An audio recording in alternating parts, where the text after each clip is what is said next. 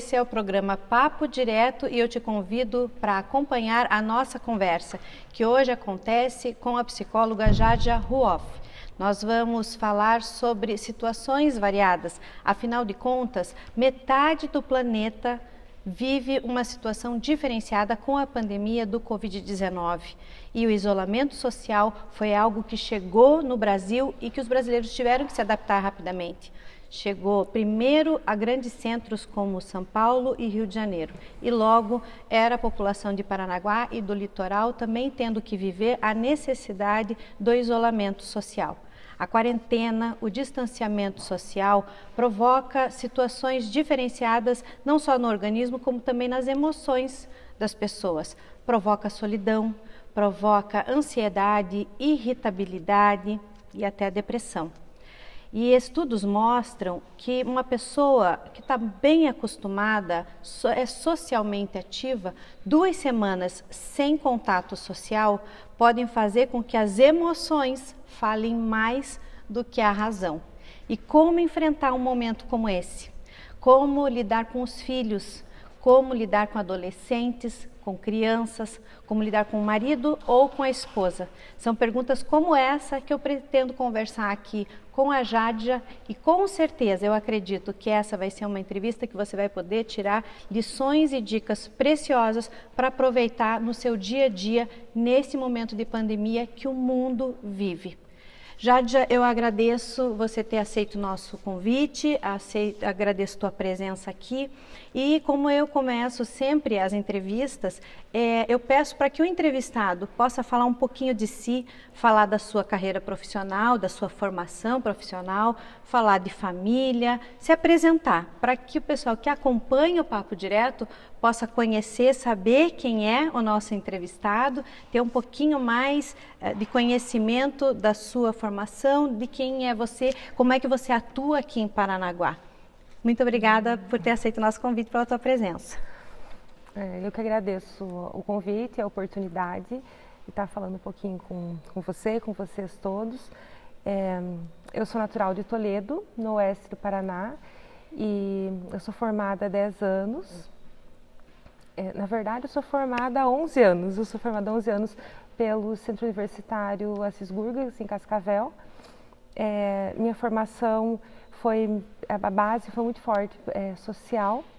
Eu vim para cá há 10 anos. Eu trabalhei no fórum de Cerro Azul, foi meu primeiro trabalho. De lá eu tirei uma experiência muito boa. E logo depois eu passei no concurso aqui em Paranaguá, eu tinha o sonho, sempre tive o sonho de morar perto da praia. Então por isso que eu acabei escolhendo vir para cá. E eu sou suspeita porque eu sempre fui apaixonada por psicologia, sempre foi a minha primeira opção de trabalho, enfim. E a minha carreira aqui tanto na psicologia hospitalar quanto clínica. Hoje eu atuo no hospital regional e também no consultório, basicamente com adultos e adolescentes. O mais forte são adultos e adolescentes. A gente pergunta porque a psicologia, embora muita gente tenha uma visão do psicólogo como aquela pessoa para quem você vai pedir ajuda, ter sessões, né, fazer terapia para poder resolver geralmente algum problema, mas o mercado de trabalho é bem amplo, né? Atua em empresas inclusive em recursos humanos, além da questão de consultório, como você mesmo disse também a questão até de profissionais da tua área dentro de hospitais. Sim. Atendendo na área de saúde. E como é que é essa experiência, inclusive porque o Hospital Regional do Litoral é a referência, né, no atendimento a pacientes de Covid e a gente tem vivido muito esse momento, porém a gente sabe que o hospital ele atende não só pacientes com o Covid, mas pessoas com traumas e várias outras situações voltadas para atendimento de urgência e emergência. Como é que é feito esse atendimento hospitalar? Como é que acontece esse atendimento do psicólogo no atendimento hospitalar, nesse meio? Então, a psicologia hospitalar, na verdade, é uma área muito concorrida. Muitos psicólogos têm o sonho de atuar no âmbito hospitalar. O psicólogo ele vai atuar junto ao paciente e aos familiares. Nós atuamos dentro do hospital regional, nós atuamos junto ao leito, junto ao paciente e também aos familiares.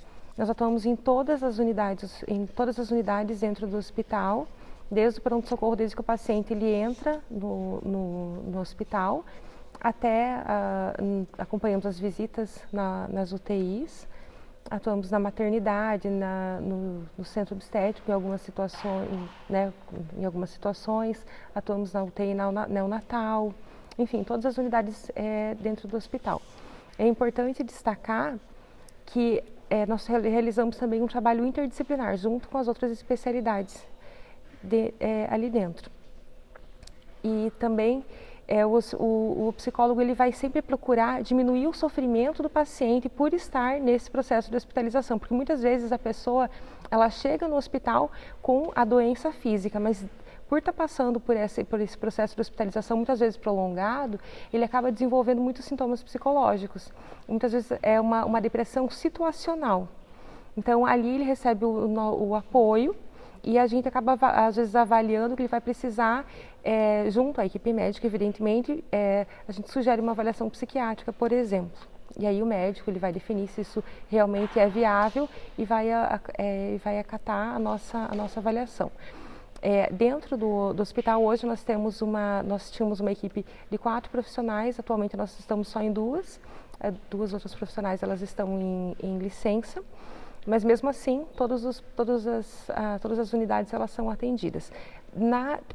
Em função desse processo Covid, né, da pandemia, nós também atuamos junto aos pacientes que são internados e que manifestam algum tipo de sofrimento e que recebem prescrição médica do atendimento psicológico. Então, com toda a paramentação adequada, com toda a asepsia adequada, o profissional vai junto ao leito do paciente e presta o atendimento psicológico ao paciente. Você chegou a comentar aqui um pouquinho antes, a gente estava conversando sobre essa situação, a questão também dos funcionários, né? Também tem uma psicóloga que tem conversado, afinal de contas, como a gente gosta de dizer, né?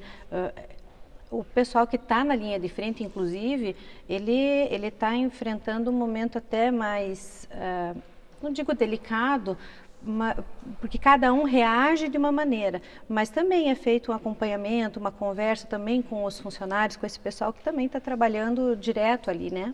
Sim. Uma das nossas profissionais que está afastada, ela presta atendimento online ao funcionário, ele entra em contato com a nossa colega e ela faz o atendimento psicológico aos funcionários. Nós também desenvolvemos um grupo de apoio aos funcionários e, enfim, nós estamos fazendo tudo o que é possível ali dentro do hospital para que a gente possa tentar minimizar o sofrimento que é desenvolvido, porque, querendo ou não, nós estamos lidando diretamente com esse risco, ainda que nós estejamos recebendo todo o suporte em termos de paramentação, de segurança. Todo ser humano ele tem uma reserva de energia para lidar com cada situação. Então, se as pessoas, geralmente elas já estão lidando com essa situação, com um nível de ansiedade e medo, imagina quem está dentro do hospital e sabe que o risco de entrar um paciente com uma suspeita de Covid é grande. Então, é evidente que o nível de estresse desses profissionais está muito mais alto. Então, o setor de psicologia está tentando proporcionar aos nossos colegas esse suporte e esse apoio, né? O que você diria, ouvindo você falar, fico imaginando agora, dos familiares desses profissionais. E não importa aqui, né, com certeza o que eu vou te perguntar e aquilo que você pode trazer para a gente como informação vai ajudar não só os profissionais da área de saúde ligados ao Estado, como os profissionais de saúde que atuam nas unidades de saúde, nos hospitais particulares, nas clínicas. Eu pergunto para você assim, o que você diria para o familiar, para aquela pessoa que está em casa, o que fazer ou o que dizer, o que ele pode fazer para minimizar esse impacto emocional que o profissional de saúde vive?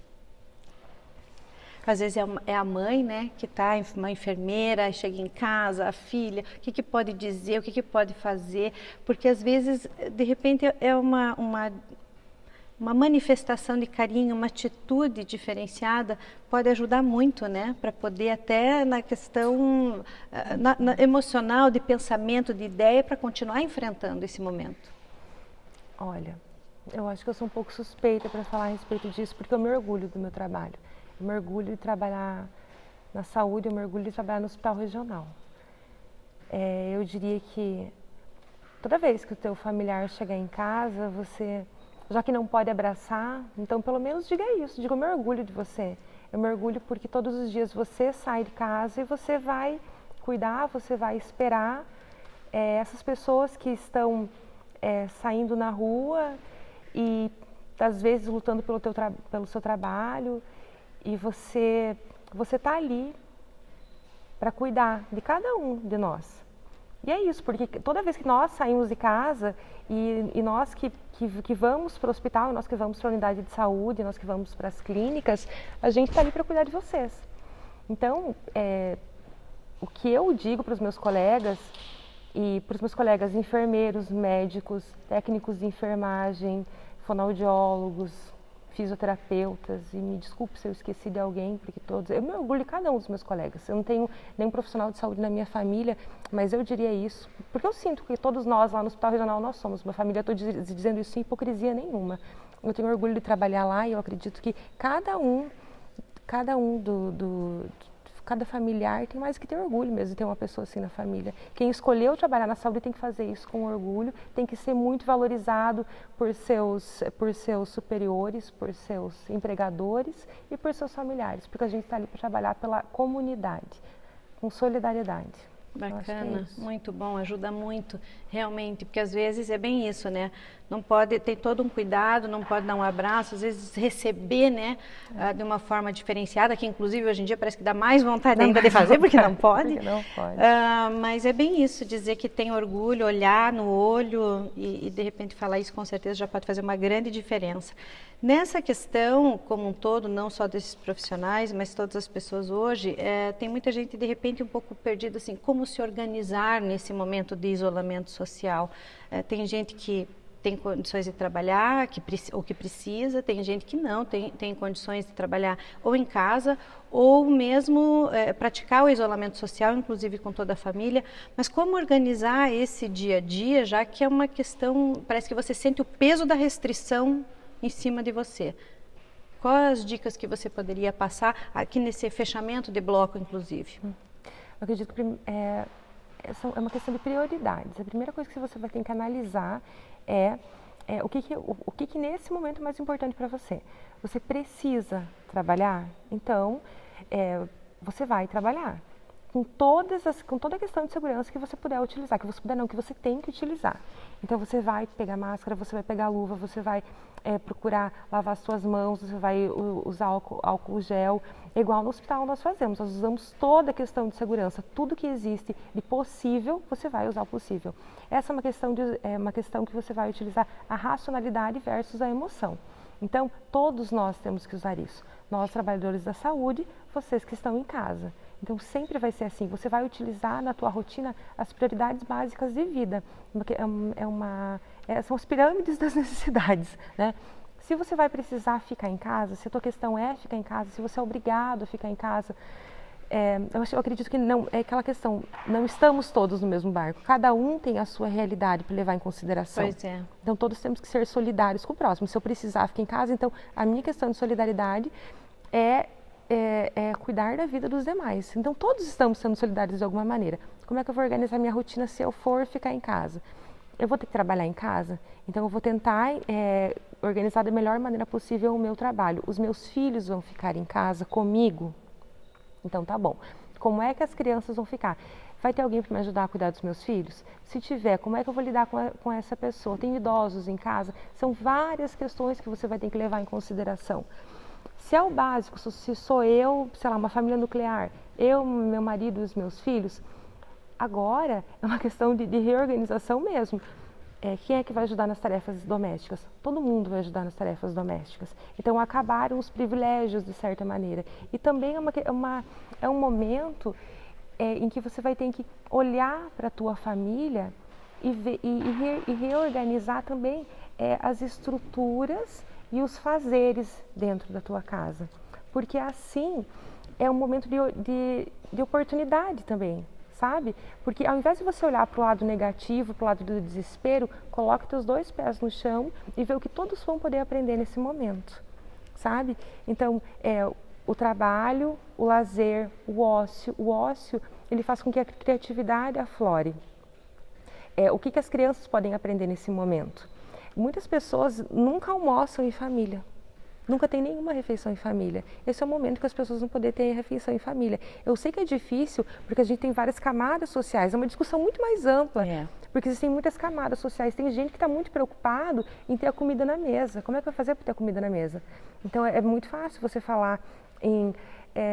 eu estou preocupado porque eu já estou entediado. Agora, tem gente que é preocupada porque vai faltar comida na mesa no final do mês. Realidades bem diferentes. São realidades diferentes, exatamente. E aí entra a questão da preocupação até com a saúde mental, o quanto a questão financeira pode interferir e quais são os indícios, às vezes, que algumas pessoas podem dar quando elas precisam realmente de uma ajuda diferenciada. E aí entra, a gente vem falando sobre isso no próximo bloco, dando dicas sobre isso, de como você observar o outro e até o direcionamento, o acompanhamento, para que local você pode encaminhar essa pessoa para que ela tenha um atendimento correto, não importa, inclusive, se é particular ou se é